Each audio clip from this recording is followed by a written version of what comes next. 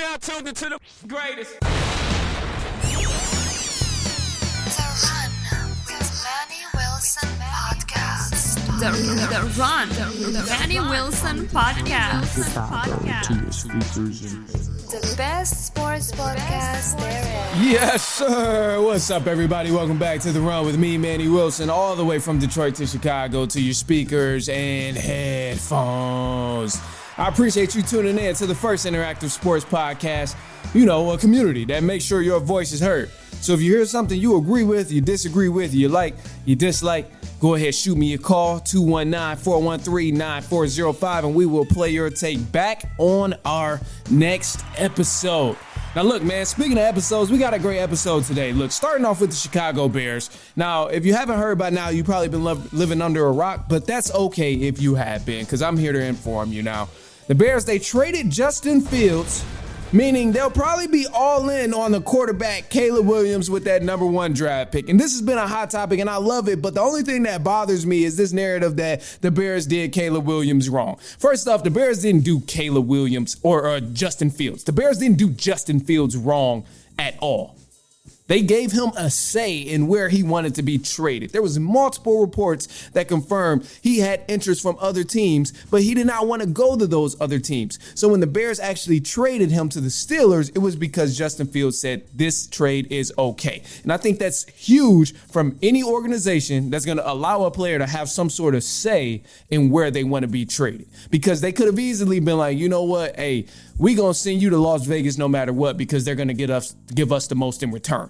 Now, you got to keep in mind here, meaning in this Justin Fields trade, the Bears pretty much got scraps in return, a 6th-round pick, scraps for Justin Fields, a guy who's pretty dangerous and a damn good quarterback. Like, I think he's nice, but they got scraps in return for Justin Fields when we all know they probably could have went to another team and got something else in return. But just the fact that they gave Justin Fields a say in terms of where he wanted to be traded, I think that's huge, and I think that's extremely classy of the Chicago Bears, man. Kudos to them for actually handling that with class and showing, we care about what guys think. We care about what our players want to do in the future. So I think that's dope off them. Now, with Caleb Williams, because this is where the anticipation is going to come, because the only thing that bothers me now that the Bears are going to get Caleb Williams, y'all should know by now, I'm not completely sold on Caleb Williams, but the thing that bothers me here is Justin Fields played for the Bears for just about 4 seasons. 4 seasons with the Bears, no receivers, no running backs, no offensive line, no defense to help him out. He had a bad offensive coordinator. He had bad defensive calling, bad offensive play calls, all kind of tragedy just happening in the atmosphere of when Justin Fields was there. But within the last 2 weeks, we've seen this organization turn it around 1,000% to get Caleb Williams, a top-tier wide receiver in Keenan Allen. We've seen them get a top-tier running back in DeAndre Swift. They grabbed some offensive line pieces. They grabbed some defensive pieces as well to help out Caleb Williams. So I'm like, damn, this is crazy that it took them to have an opportunity to get another star coming out of college, because let's not forget, Justin Fields was a star coming out of college. It took them to get another opportunity to try and do this right, to actually put the right pieces around this guy. And it's mind blowing to me, because I'm like, they made a lot of improvement, and I think this is really going to help them in the trades that they've made and the signings that they've made this free agency. They've definitely been doing a good job, but people kind of forget that, Caleb Williams is still a rookie, bro. This guy has not thrown one single pass in the NFL yet. We don't know how he's going to turn out when he's in the NFL. And I still think he's mad overrated. Yes, Caleb Williams is mad overrated. So anybody who's overly hype about what the Bears can do because they're going to draft Caleb Williams, you need to tone it down just for a second. And hear me clearly when I say this. When this man goes to the NFL and plays at this elite level for the first time in his life, he's not going to be playing against trash defenses like the Pac-12 week after week. These guys aren't going to be bad on defense in only offensive teams. There's going to be teams like the New York Jets last year who are solid on defense only and going to rely on their defense to win games. There's going to be teams out there like the Raiders who have a hell of a defensive line and strong on the defensive end, not very strong on the offensive end, but they're going to rely on their defense to win them ball games. Caleb Williams he hasn't done anything. We have nothing to judge him from in terms of what he can do in the NFL. And yes, it goes both ways because he can very much be great. He can very much surprise us, have a great year like Jordan Love and CJ Stroud. He can very much do all of those things. But at the end of the day, we don't know. So it's wrong to claim and say, oh, because he did this on the last level, he's going to do it again. And I just want you to think about something too, Bears fans, because although he has the ability to get stuff done and we've seen him do it, that doesn't mean it's going to translate over. It's rare that quarterbacks get drafted number 1 or top 5 and then go on to live up to the hype that they had. In the past 20 years, there's probably only been 4 or 5 quarterbacks that has done that successfully. Cam Newton, Michael Vick, Matthew Stafford, Eli Manning. Outside of those 4 guys, I really can't think of any that has had a successful career after being drafted number 1 as a quarterback. It's rare that happens. Everybody else outside of those 4 guys was drafted number 1, played about 2 or 3 seasons, and then, hey, they got the boot.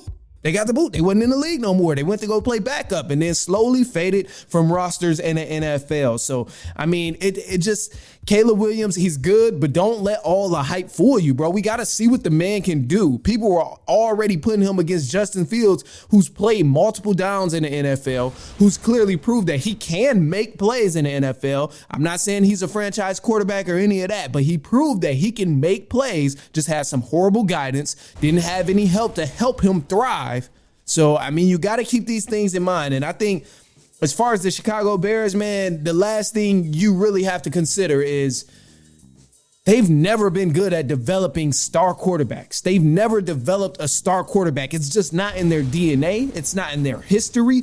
And they're just not that type of team that's going to develop a star quarterback. Like, we have not seen that. There's other teams that do that very well, and they've consistently done that through the years.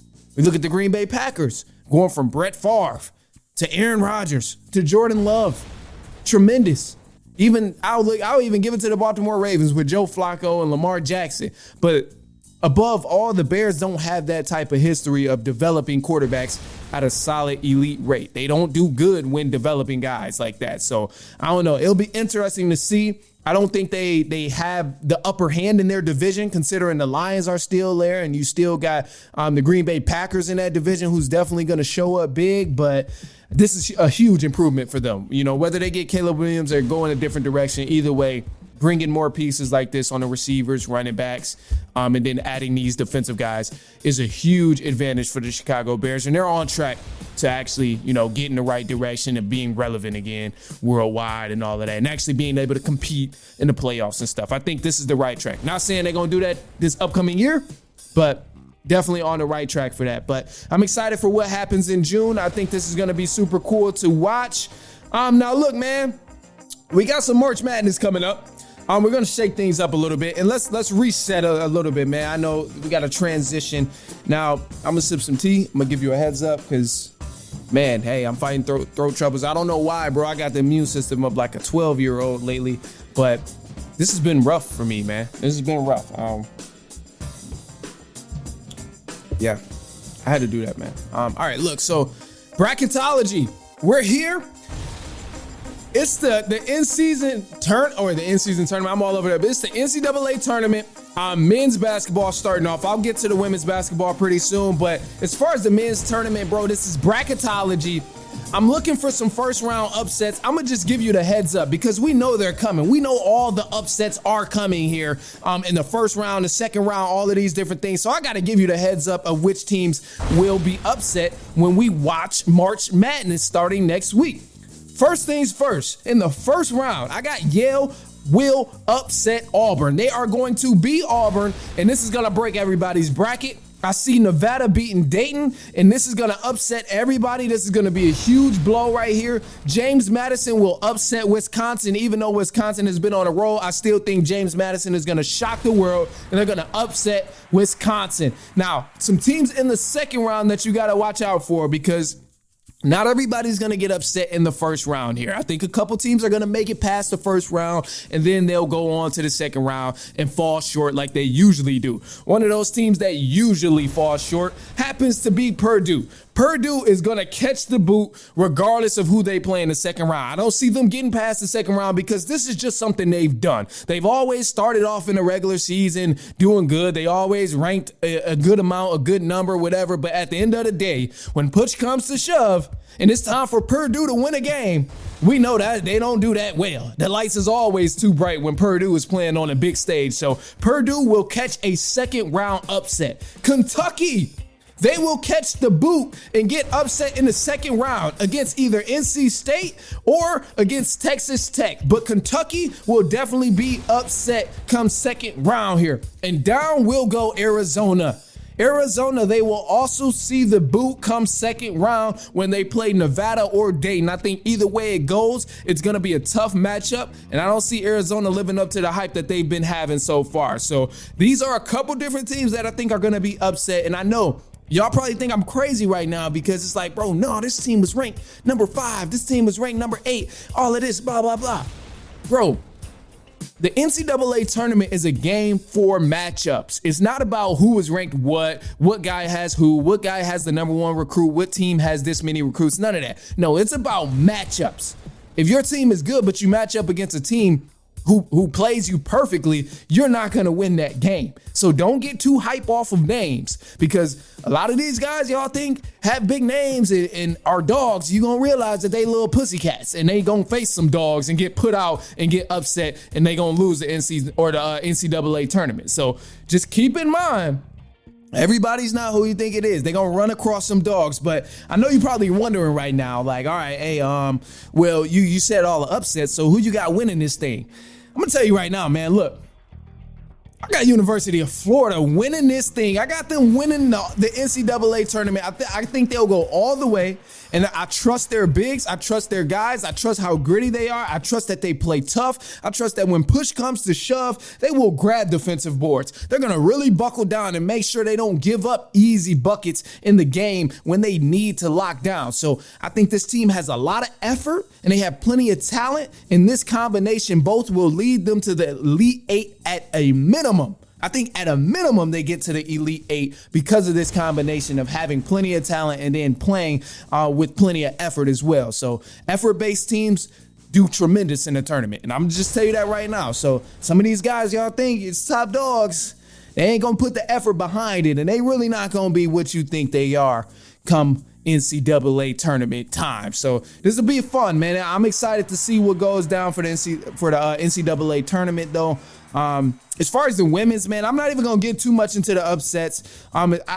There's one team in particular I can't help but to stand behind. I would love to see them thrive in this situation because they've been thriving all season, but I would love to see South Carolina end up going all the way for the women's, bro. As great as Caitlin Clark has been, man, Dawn Stanley, man, she's been killing it over there with the South Carolina Gamecocks, man. They've been going hard, bro. So, you know, hey, I'm really trying to stand behind them, and I think they have what it takes. I hope they continue to show up, but they finished the regular season undefeated. I would love to see them capitalize this undefeated season with an actual championship for the NCAA tournament. And I'm putting all my bread on them to actually go far and get it done. But it's a lot of competition out there, a lot of sleepers. Obviously, can't sleep on Tennessee, can't sleep on LSU, can't sleep on Nebraska, Iowa with Caitlin Clark, all of these different teams, man. So, you know, I think it'll be dope, though. But I'm excited for it as well. Women's and men's is going to be, you know, very, very entertaining. But that's coming up on March 22nd, I believe, is the start date for that officially, like for the teams. Everybody solidified and all of that stuff. But it'll be dope, man. But look, let's move on. We're going to take a quick break. I'm going to drink some more tea, make sure my voice is all right. As I mentioned, man, I was struggling, but look, we got some news for the run coming up in just a second. Obviously, a bunch of different free agent deals, and then we got some more stuff going on. The NFL is actually going to be going international as well, so that'll be something that'll be cool to look forward to. And then last but not least, man, you know, we got a voicemail call. I haven't heard it yet, but I'm going to go ahead and play it anyway. But this is what we got to do. Let's hear what he got to say, man. I haven't listened to it, but hey, let's hear what he got to say. I think this Joey B. Let's do it. Yo, my name is Joseph. My hot take is Curry will be better than LeBron if he had his height. All right, bro. I ain't understand not one thing you said other than Joseph. So what's good, Joseph, first and foremost. But let's run this back one more time. Let's hear what you got to say. Yo, my name is Joseph. My hot take is Curry will be better than LeBron if he had his height. Yeah, bro. We got to miss you on that one, bro. I'm sorry, man. It wasn't clear. It wasn't clear at all, bro. If I would, I ain't gonna lie to you. If I would have listened to that, if I would have listened to that before, like I usually do, yeah, you wouldn't have made it. I'm sorry. You wouldn't have made it. But of course, bro, I appreciate you for calling in. But yeah, I can't respond to you, my man. Anyway, look, we got some news. It's halftime. We'll be right back.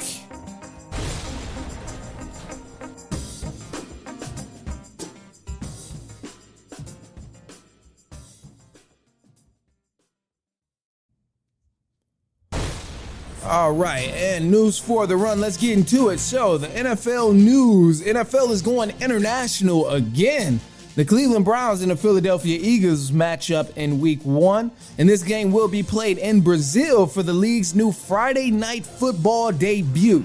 So I'm expecting, hopefully a good game, but this Friday night football thing is fairly a new thing that the NFL has been rolling out, trying to just get some more viewership and capitalize on all the days in the week. So it'll be interesting to see how Friday night football really hangs on. I think it'll be cool because it gives us something else to watch right before the weekend. But anyway, in free agency, the former 49ers defensive end Chase Young is expected to sign with the New Orleans Saints, which is going to be a huge move for them. The New York Jets, they're expected to sign former Cowboys lineman Tyron Smith. The Chicago Bears, they landed wide receiver Keenan Allen after trading a 4th-round pick to the Los Angeles Chargers.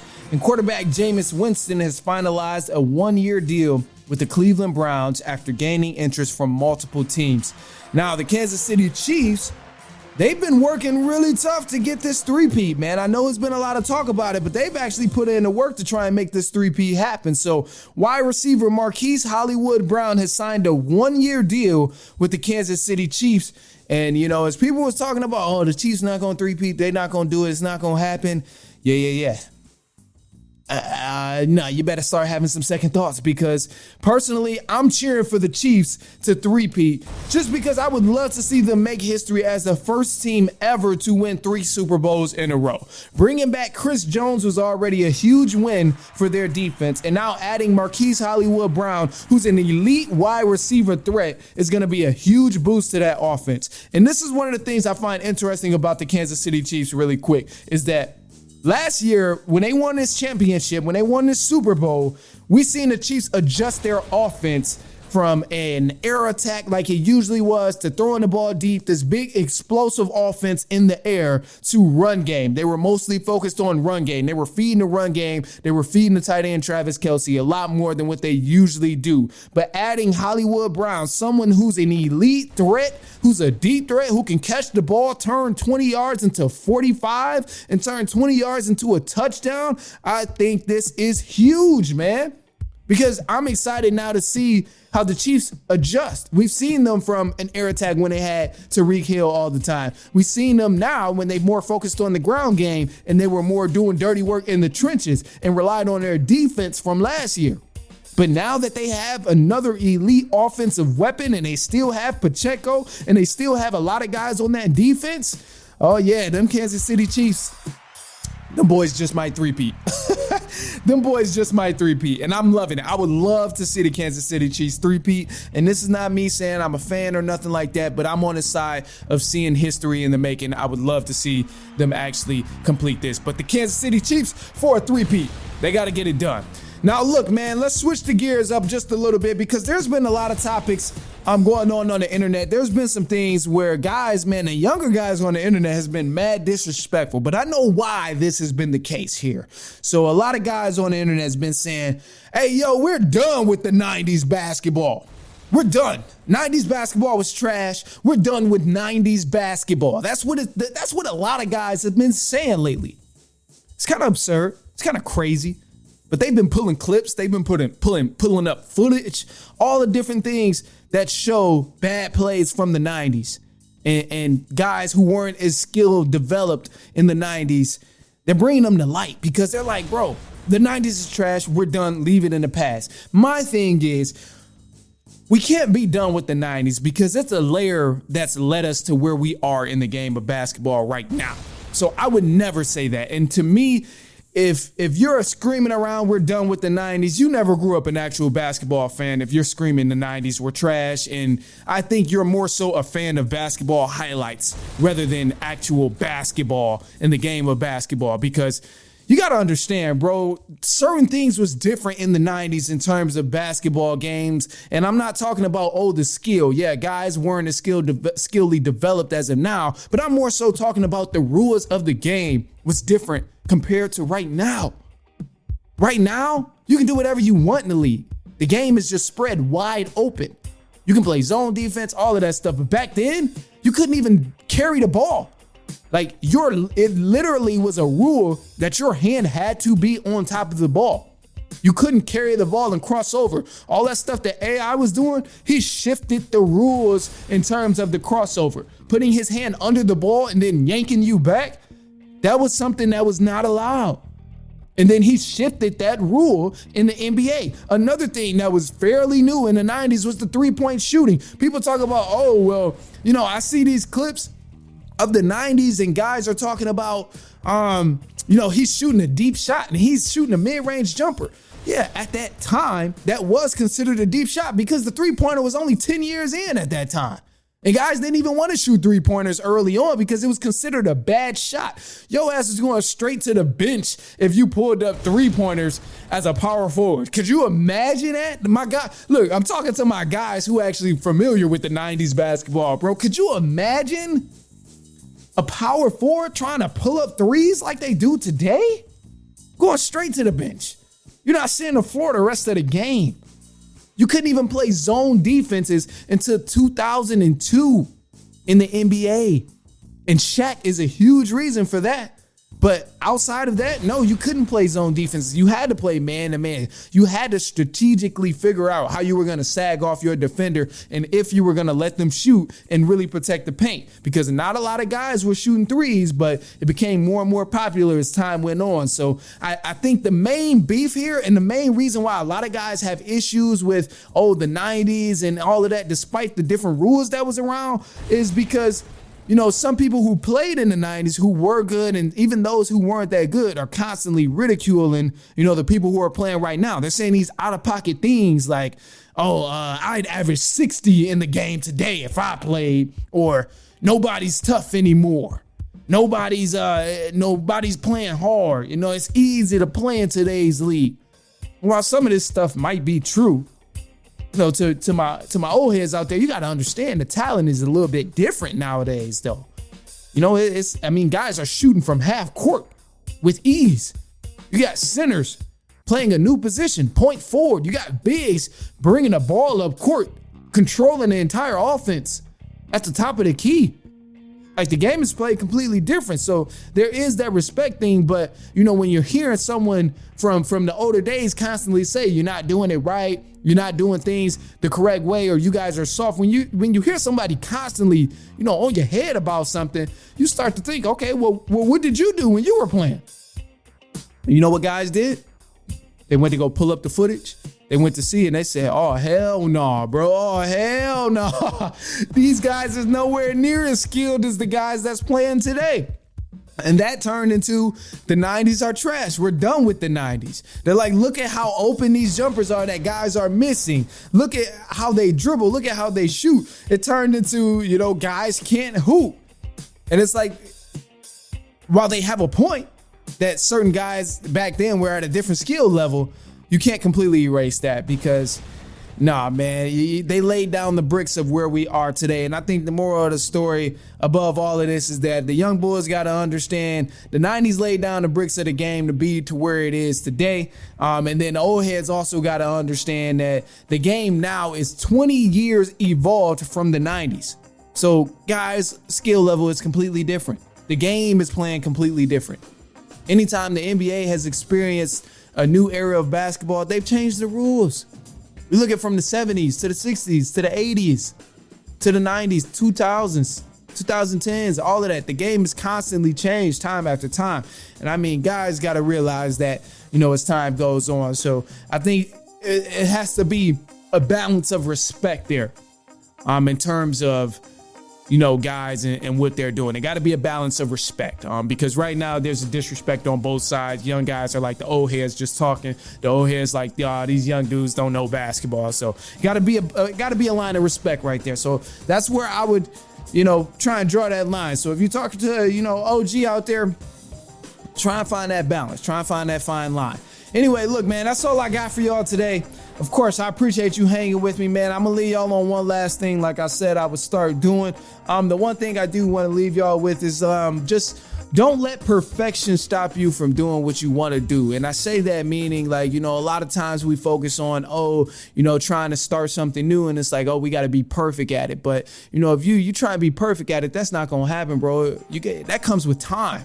The more you do it, it comes with time where you'll be able to get it down perfect. But if you try and get it perfect on the first try, you're never going to like it. You're never going to get it done. And you're going to consistently try and aim for that perfection when you could have just did it. You got to just do it sometimes and get better and better and better. Like the more you do it, the more repetition you have in it, the better you will be. So cut yourself some slack. I know we all are biggest critics out here. I'm my biggest critic. I know that. There's times I drop episodes and I'm like, bro, this shit trash. But hey, you got to keep it going, bro. You got to let it be. And then just come back better the next time, capitalize on whatever you didn't like, and then just change it from there. Change it on the next time. But at least that way, you're consistently doing, you're actively making content, you're actively getting better on your instrument, you're actively getting better in your writing or whatever the case is, whatever you're doing, you're actively getting better on your cardio, your reps, your basketball, your soccer, anything that you might be doing. Like, I would say aim for perfection, but make sure you don't let that stop you and prevent you from doing what you actually want to do. So keep doing it. Try and get better each time, but don't think you're going to be perfect on that first rep. A lot of times that first time is really, really ugly, but hey, you build from that and you grow from it, and then you'll look back and be like, damn, I came so far from where I was. So I'll leave you with that. That's all I got for you, man. Look, I appreciate you for kicking it with me. I appreciate you for hanging with me. Send this to a cousin, a brother, an aunt, a nephew, a niece, a cousin, coworker, anybody you know who may enjoy it, especially if I talked about their team. Just go ahead, shoot it their way. I promise you they're not gonna mind. Other than that, man, that's all I got. Follow me on Instagram at The Run Podcast. Follow my personal as well at I am Manny Wilson. And until then, I will be back later on this week, and so on and so on and so on.